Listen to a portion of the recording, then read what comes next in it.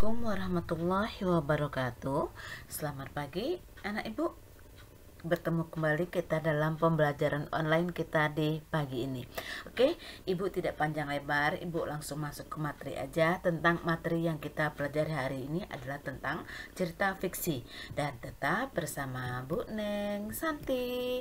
Iya, cerita fiksi ini sebelum kita memasuki cerita fiksi, kita harus tahu dulu apa itu teks. Nah, kalau teks itu adalah naskah atau tulisan berupa kata-kata memuat suatu hal. Jadi, teks itu isinya adalah tulisan atau naskah. Itulah teks ya, berupa kata-kata yang memuat suatu hal atau perihal. Itu disebut dengan teks. Nah, teks itu ternyata terbagi dua. Ada teks fiksi dan ada teks non fiksi. Ingat ya, fiksi dan non fiksi. Nah, kalau fiksi artinya cerita itu dibuat cerita buatan ya, cerita buatan yang dibuat oleh pengarang. Tujuannya apa sih? Untuk hiburan aja. Jadi cerita buatan yang dibuat oleh pengarang. Sedangkan cerita non fiksi adalah cerita yang dibuat dalam bentuk nyata.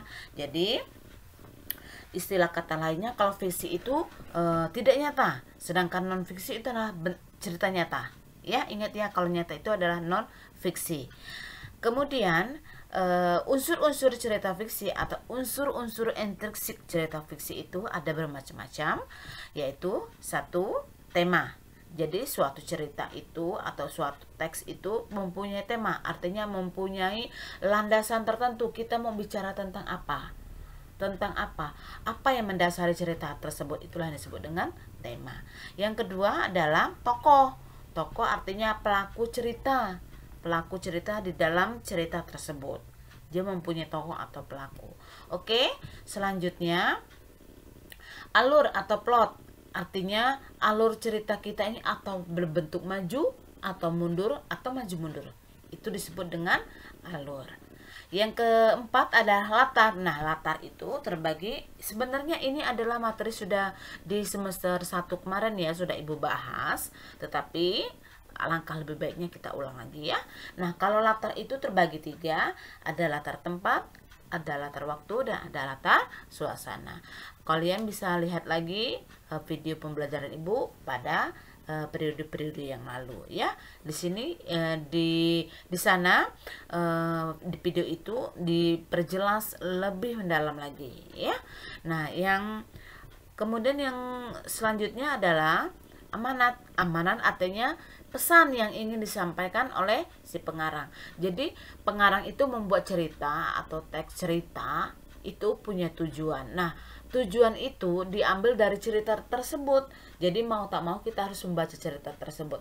Setelah kita baca cerita tersebut, kita pasti akan mengambil suatu kesimpulan. Nah, atau mengambil suatu hikmah. Nah, hikmah apa? Amanat apa yang bisa kita ambil dari cerita tersebut? Pasti amanat itu bersifat yang positif, ya. Kemudian jenis-jenis cerita fiksi bermacam-macam. Jenis-jenis cerita fiksi itu ada fabel. Fabel itu adalah cerita rakyat yang tokohnya berupa binatang. Pasti kalian pernah lihat di TV atau di dalam buku cerita. Ceritanya itu kok ada kerbau ya, kok ada buaya ya. Dia bisa berbicara, dia bisa ngomong layaknya manusia. Nah, itu adalah cerita fabel. Nah, cerita rakyat yang tokohnya berupa binatang. Nah, contohnya apa? Kerbau dan buaya. Banyak ya ceritanya itu. Ini Ibu ambil satu-satu aja ya contohnya. Kemudian selain fabel ada lagi legenda. Legenda adalah cerita yang berisi asal-usul suatu tempat. Contohnya Sangkuriang. Nah, Sangkuriang ini tempat apa sih, Bu? Sangkuriang ini lebih cenderung ke terjadinya Gunung Tangkuban Perahu. Nah, di situ ada suatu cerita atau kisah yang mendasari sehingga terjadinya gunung tersebut. Nah, cerita itu tercakup dalam cerita Sangkuriang. Oke. Nah, yang ketiga adalah sage. Sage adalah cerita yang mengandung unsur sejarah. Contohnya Roro Jonggrang. Nah, Roro Jonggrang ini lebih mengarah kepada Candi Prambanan. Nah, di dalam Candi Prambanan itu, bagi yang sudah pernah pergi ke Candi Prambanan, di sana ada patung. Ada sebuah patung ya, di dalamnya itu ada patung wanita cantik. Nah, patung itu adalah patung Roro Jonggrang. Tentu ada kisah kenapa patung itu ada di dalam Candi Prambanan. Tentu ada kisah. Nah, cerita yang seperti ini disebut dengan sage, ya. Kemudian yang keempat adalah epos. Epos adalah artinya cerita kepahlawanan. Contohnya Ramayana, Baratayuda, banyak lagi ya, cerita-cerita yang lebih mengarah kepada pewayangan. Kemudian yang kelima adalah cerita jenaka. Nama jenaka berarti cerita itu berisi tentang kisah-kisah yang lucu atau cerita-cerita mengenai kebodohan yang membuat unsur yang dapat menimbulkan unsur-unsur ketawa untuk hiburan aja. Contohnya si Kabayan, ya. Yang kelima adalah dongeng. Nah, dongeng itu adalah cerita yang tidak benar-benar terjadi, ya. Jadi namanya dongeng. Jadi tidak benar-benar terjadi. Contohnya apa? Cermin ajaib. Itu adalah cerita-cerita dongeng. Kemudian yang ketujuh adalah cerpen. Cerpen itu singkatan dari cerita pendek. Itu disingkat dengan cerpen. Cerpen adalah cerita yang kurang dari 10.000 kata.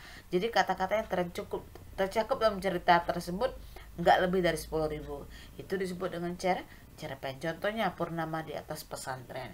Ceritanya memang pendek, ya. Yang terakhir, yang ke-8 adalah novel. Nah, novel adalah cerita kehidupan seseorang yang menonjolkan watak dan sifat setiap pelaku. Contohnya adalah ayat-ayat cinta. Nah, cerita novel ayat-ayat cinta ini sudah difilmkan. Jadi film ayat-ayat cinta itu diangkat dari sebuah novel. Nah, seperti itulah ya. Berarti cerita novel dengan cerita filmnya pasti sama.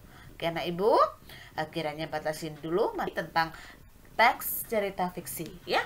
Oke, ibu ingatkan sekali lagi, mari gemar membaca, karena dengan membaca kita bisa melihat dunia. Oke, anak ibu tutup dengan wabillahi taufiq wal hidayah.